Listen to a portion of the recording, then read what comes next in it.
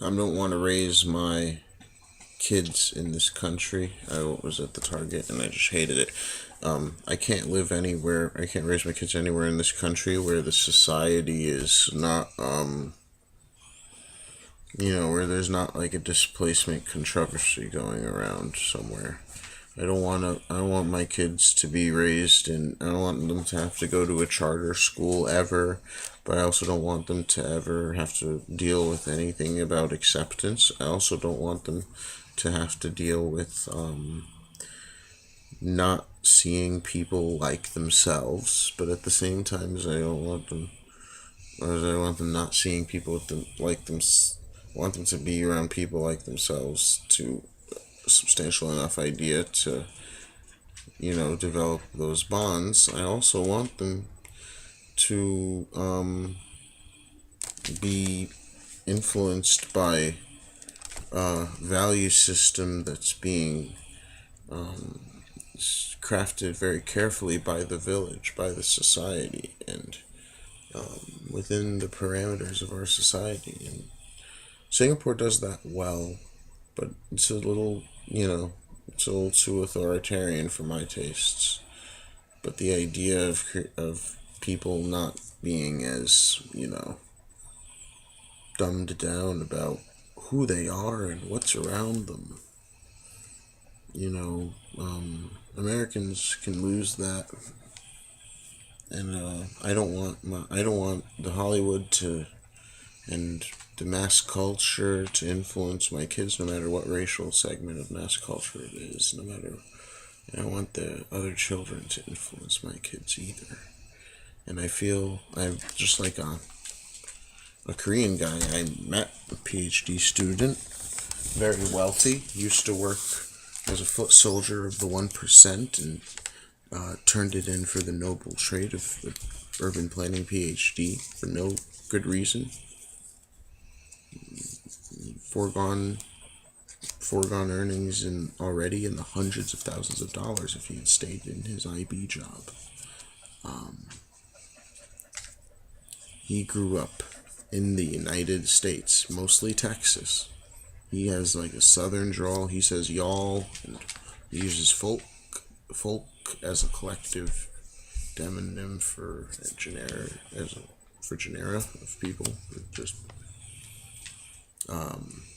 he's acculturated himself inimically to an American parlance and has exhaustive mastery of our language, but he told me, and I was intelligent enough to ask. I asked him if he saw himself as a Korean or as a Korean American, and he said, I'm definitely Korean. I'm a Korean like my parents are, and I share their values more than I share the values of everyone I really grew up around.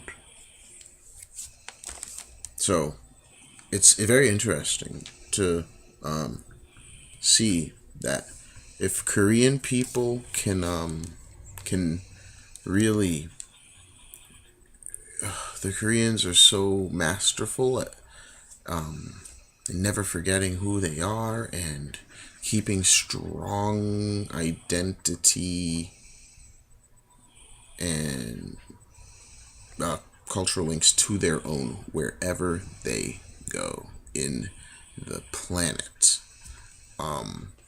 So as a very rare species of American, as a very rare specimen, I I it's even vastly more mandatory that I leave this country's mass culture, that because it's already pervaded the globe. I can't raise my children in space or underwater, but I will have to emigrate. Or in the United States, I already know that that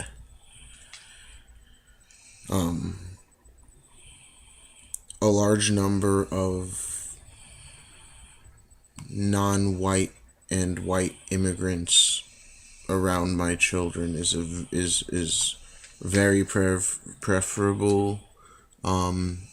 Large foreign-born population is actually a very preferable precondition to anywhere I would raise my kids, and you know, the tradition of even the weird traditions of modern racial harmony in the South are just not these the histories of those two peoples and what's one has done to the other, and what and how the character of the reconciliation that has happened thence isn't, it's pedestrian to me. I mean, like the Americans have watered down everything in the history of the civil rights movement, and my children will grow up too stupid in this country, anyway, to assimilate what the essence of the civil rights struggle was, and for them to just live in a place with a white Anglo majority who still occupy dominance in most things, and really to have to constantly expose themselves to the generically inferior character of the people they'll have to call their own. I can't do it.